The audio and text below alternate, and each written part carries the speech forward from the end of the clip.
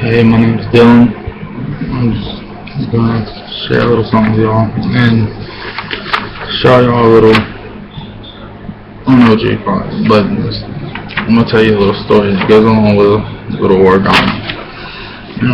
Just bear with me. Well, there's two friends. These two friends have known each other for a long time, and they get to high school, and one of them stays in church and, has a one-on-one level with Christ. The other is into the partying, the drinking, and just having fun. Well, they meet up one day and they're hanging out, and one of the friend that has the one-on-one level with Christ asks me and says, man, how have you been? He goes, good, dude. What about you? And he's like, oh, I'm good, going to church, learning new things, getting closer and closer with God every day. His friend goes, oh, that's good. He's like, but I gotta go. We got a party tonight and everything, and I gotta go pick up the booze and all for it. And they left. They split their ways. Well, the next day they run into each other again. Their friend comes up and goes, dude, you missed a great party last night. And the man's like, and the other friend's like, oh, I'm sure I did, but I had a phone call with God. We got really close and started talking and he shared some things with me. And this one friend said, oh, is that right? He goes, yeah, dude. I woke up this morning and looked in the mail and I got a ticket to heaven. And the friend's like, what do you mean? He's like, what's the ticket look like? And the dude's like, oh, you want me to show you? And he's like, yeah. He's like, okay, just hold on quick.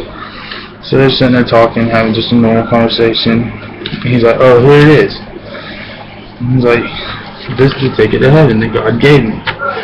This is my ticket to heaven. And the friend says, oh, he goes, I need one of those. What did you do to get it? He's like, you can't just run around having the party life that you have and expect to get into heaven. He's like, well, I want to have my fun. You think if you just give me a piece of yours that it'll work? He's like, man, I'll give you a piece of mine, but I'm not sure it's going to work. So the friend takes and gives him a piece. And just tears him off a small little piece of the ticket. And the friend says, oh man, you're such a great friend, I really appreciate it and all, And so now, this is the ticket the friend has. This is the part that the friend cut up for him to get. It's this little bit. Okay? And he says, I'm not sure. The friend that has the one-on-one level with Christ goes, I'm not sure this is going to get you there. I mean, you can try. He goes, well, maybe if you just give me a little more of your ticket, it'll work. He goes, well, okay, we can try. So the friend cuts him a little more. Cuts him a little more of his ticket off. Okay, so now this is all the friend that got the ticket from God has left. This is it. This is what he just cut off for his friend. Well, they run off and everything, and something bad happens, and God comes back and gets them. Well, within the time being, the friend that does not have the one-on-one relationship with Christ is called to judgment day before the other. He goes in, and it's real pretty, real nice. He's like, God, this looks awesome. I can't wait to see what's on the other side of the gates and to cross over. I can't wait. I'm so excited. And God goes, well, do you have your ticket? He goes, yes, God, it's right here. And he hands it to God. And I'm going to put the camera down so y'all can see this. You won't be able to see me for a minute. He goes, yes, God, you got my ticket. It's right here. And God says, well, that's good. Let's see what you got. The buddy says, okay.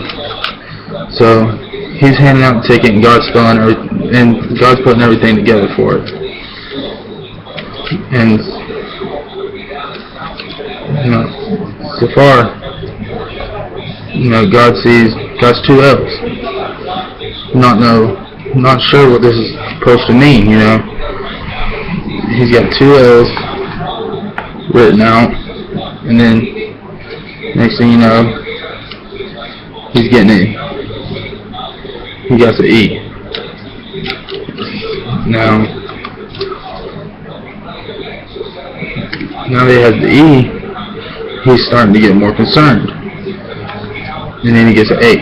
He says, "Son, you have not made it into the pearly gates of heaven.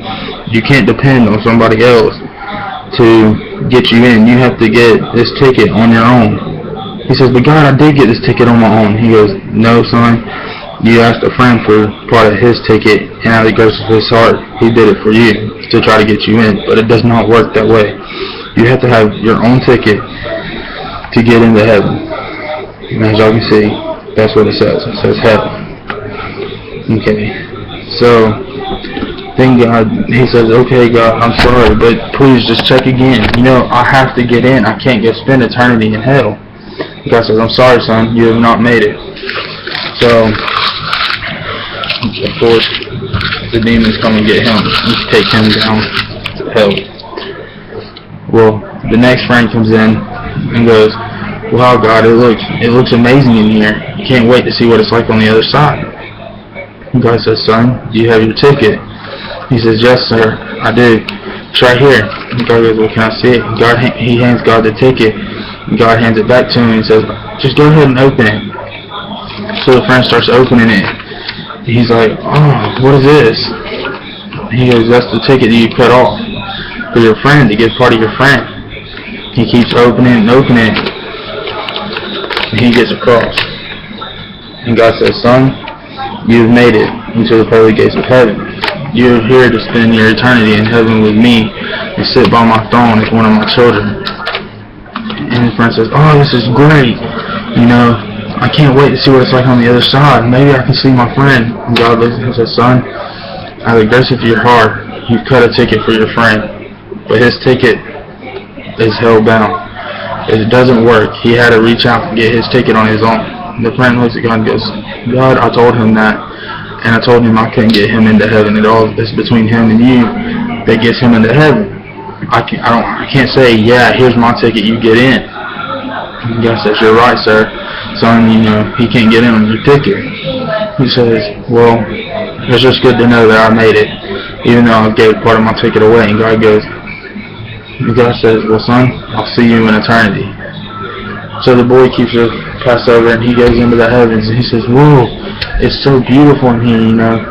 I did not imagine it would look like this. All the clear, clean water and everything else." And so one of the friends are spending eternity in hell, and the other spending eternity in heaven. And that brings me to the end of my story. But within this story, I hope that it'll show you that in order to get into heaven, you can't just, you know, run around and have a party life and just act like hell itself, and when Sunday and Wednesdays roll around, you know, go inside church and praise and worship and act like you're all about God. And because God sees what's really you. You know, I've always done that myself. As a matter of fact, I just rededicated my life on August 12th of 2012. Last night, I rededicated my life. And I come from partying, drinking, smoking, drugs. You know, when you have that one-on-one basis with Christ that I have now got, it is a complete different feeling. You don't want to turn around. You don't want to go back. What I have with Christ now is a one-on-one relationship, and through Him, or through me, I want Him to shine. And what I mean by that is, if it's just videos like this that get people to watch it and, you know, hey, that's cool, maybe, you know, I want to be able to witness to others and pull in the young, because, I mean, the young is the new generation. And not only that, in God's Word, it plainly says, if you're ashamed of me, I'll be ashamed of you in front of my Father. And that's Jesus talking, saying, if you can't go out and share Him and tell people about Him, then He's not going to tell His Father about you. you're not going to get into heaven just, being secluded. You got to go out and tell people about God and witness to people and show others that, God is real. There's a heaven and a hell. There's a lot of people that does not realize there's a heaven and a hell.